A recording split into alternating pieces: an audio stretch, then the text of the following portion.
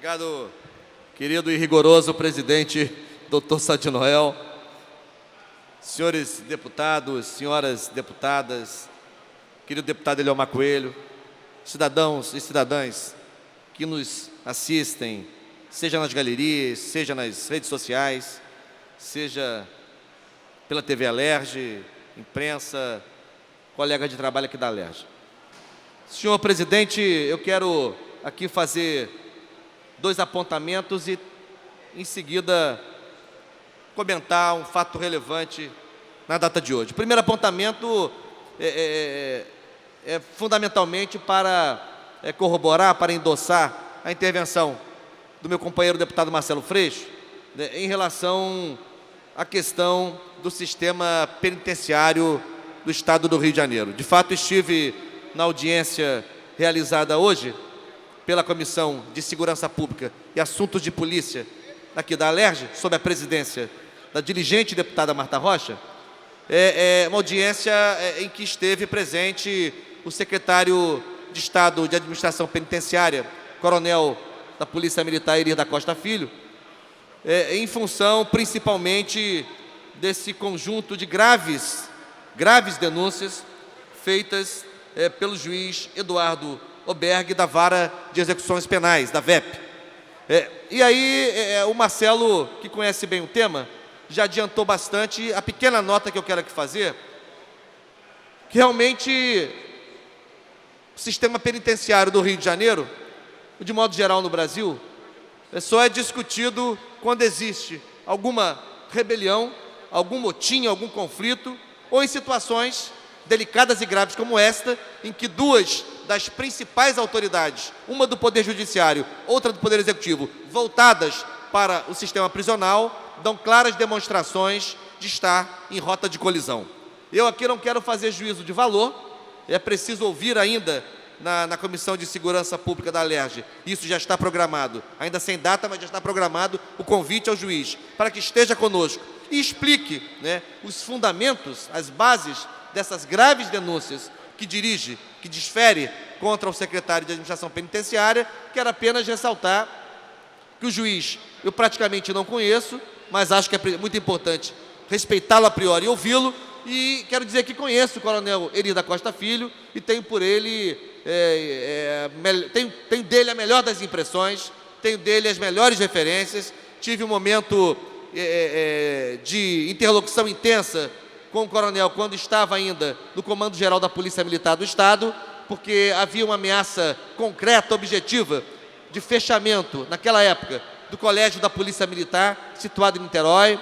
Eu estava vereador no município de Niterói naquela ocasião e estive com o coronel pessoalmente. O coronel teve uma intervenção muito forte, muito determinada, em defesa da luta que se organizava por parte dos pais, dos alunos, enfim, dos profissionais da educação daquele colégio, que se manteve aberto. O colégio ainda enfrenta dificuldades. Hoje, brilhantemente comandado pela coronel Andréia, ainda enfrenta dificuldades, mas naquele momento quase fechou, e o coronel Irir da Costa Filho foi absolutamente fundamental com sua sensibilidade e capacidade de diálogo. Eu custo a crer que essas denúncias tenham procedência, talvez não passe aí de interpretações equivocadas, a ver, mas de qualquer maneira é muito importante que isto seja, quem sabe, um bom pretexto, dirimidas essas questões, um bom pretexto para que enfrentemos aí sim as questões mais importantes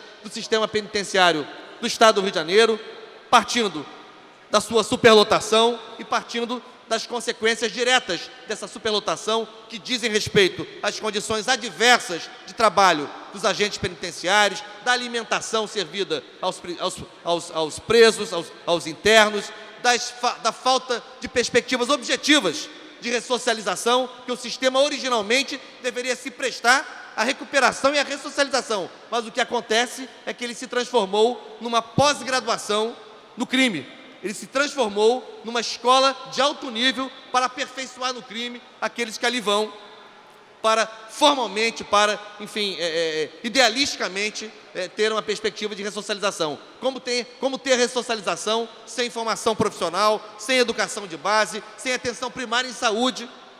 Portanto, vários elementos que revelam em tintas garrafais, em letras garrafais, o verdadeiro colapso que não começou agora na gestão do coronel Eri da Costa Filho. Colapso do sistema prisional devem ser enfrentados, tirando-se proveito, então, deste momento de tensão que se estabeleceu a partir das denúncias feitas pelo juiz da Vara de Execuções Penais. Aliás, na audiência pública hoje, o deputado Zaqueu Teixeira fez um importante comentário, já que nós temos, segundo o secretário, 49 mil internos no sistema prisional fluminense, dos quais 22 mil, quase a metade, aguardando decisão judicial sobre o seu destino, portanto, são presos provisórios, quase a metade do efetivo, e nós temos apenas uma vara de execuções penais. Apenas uma vara de execuções penais para fazer face, para enfrentar, para dar conta dessa quantidade aberrante. E Marcelo Freixo aqui trouxe dados que demonstram a progressão assustadora, vertiginosa da população carcerária no nosso Estado. Segundo apontamento que quero fazer tem a ver com a intervenção que fiz ainda hoje, na ordem do dia, do microfone de à parte, sobre a situação dramática, gravíssima, absolutamente deplorável, em que se encontram as entidades de caráter assistencial voltadas para atenção a crianças, adolescentes, crianças vítimas de violência, crianças com necessidades especiais, pessoas idosas também, abrigos, asilos, enfim, que são chamadas, quero aqui voltar a tocar nesse ponto, são chamadas mediante edital público, doutor Sadi Noel. Entidades como a PADA, como a PAI, como Sociedade Pestalozzi, são chamadas em edital público pelo Estado para que prestem este delicado serviço a esses segmentos desassistidos da população, e 10 meses depois, 11 meses depois, o Estado não repassa os recursos. Durante a intervenção, o deputado Luiz Paulo e eu, em seguida, corroborando a intervenção de Luiz Paulo, falamos que não era mais necessário fazer conversa, fazer reunião. Aliás, na audiência de hoje, o deputado Márcio Pacheco denunciou com compreensível indignação que não havia a presença de nenhum secretário do governo estadual. Portanto, eu acho que não é mais questão de conversinha, não é mais questão de reuniãozinha, é questão de uma efetiva e rápida e pronta resposta por parte do governo do Estado para que disponibilize os 45 milhões de reais necessários para saldar este passivo, que em alguns casos remonta a quase um ano sem a transferência dos recursos previstos em convênio e que seriam suficientes também para, além de saldar o passivo, completar o exercício de 2016. Tivemos a resposta. O deputado Jânio Mendes presidia a sessão e foi muito ágil, foi muito rápido, fez contato com o deputado Edson Albertassi, líder do governo, e conseguimos uma reunião com o governador para quarta-feira da semana que vem. Para daqui a uma semana, e no horário de sessão plenária. Aliás, nessa resposta, eu quero aqui, até não quero fazer pouco caso do esforço do deputado Albertassi, né? Não é sobre isso que eu estou falando, mas essa resposta do governo já revela a priori uma série de desconsiderações com o parlamento. É reunião na hora da sessão plenária e uma reunião uma semana depois quase, quando nós queríamos ser recebidos hoje ou amanhã, para tratar de uma situação que já passou do status de situação emergencial. É uma situação que ganha o status de crise humanitária. Aliás, a calamidade pública decretada pelo governador interino está claramente simbolizada na situação que enfrentam essas entidades. Portanto, queria fazer esse apontamento e ainda na expectativa de que a gente possa ter uma antecipação dessa agenda, que não pode esperar uma semana. E por último, senhor presidente, eu queria, na verdade, vou ficar nos apontamentos, mas não queria deixar de comentar, e aí encerro, a renúncia do deputado Eduardo Cunha, do cargo que ocupava, do qual já estava afastado, por decisão superior, decisão do Poder Judiciário, de presidente da Câmara dos Deputados. Quero dizer que não chego a exultar, porque é muito pouco, é ainda muito pouco. Esse senhor precisa não apenas deixar a presidência da Câmara como já deixou, mas precisa ser cassado, processado, julgado e pagar pelos crimes que cometeu. Portanto, ainda falta para completar a justiça que tem que ser feita em relação a este senhor que prestou um grande desserviço ao Brasil. O que me espanta, porém, e aí concluo, o que me espanta, porém, é que onde está a grande movimentação da imprensa, doutor Sadi Noel? Onde está a grande movimentação da imprensa em torno da Lava Jato? É estranho. A Lava Jato parece que vai perdendo força na imprensa.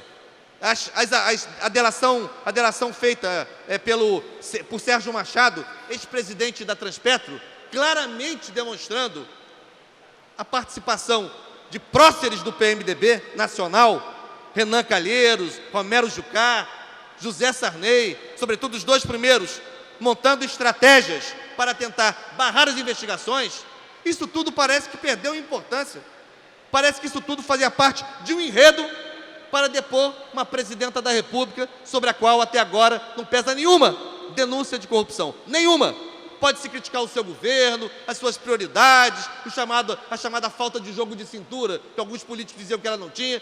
Pode-se criticar tudo. Aliás, na democracia, justamente é um ambiente que permite que essas críticas se manifestem. Agora, não há, por parte do Ministério Público Federal, nenhuma denúncia oferecida contra a presidenta Dilma Rousseff. Portanto, chama muita atenção a ausência na mídia das grandes manchetes, das reportagens de 4, 5, 6 páginas sobre a Operação Lava Jato. Parece que está tudo resolvido, né? A presidenta foi deposta, está aguardando apenas completar o serviço sujo no Senado.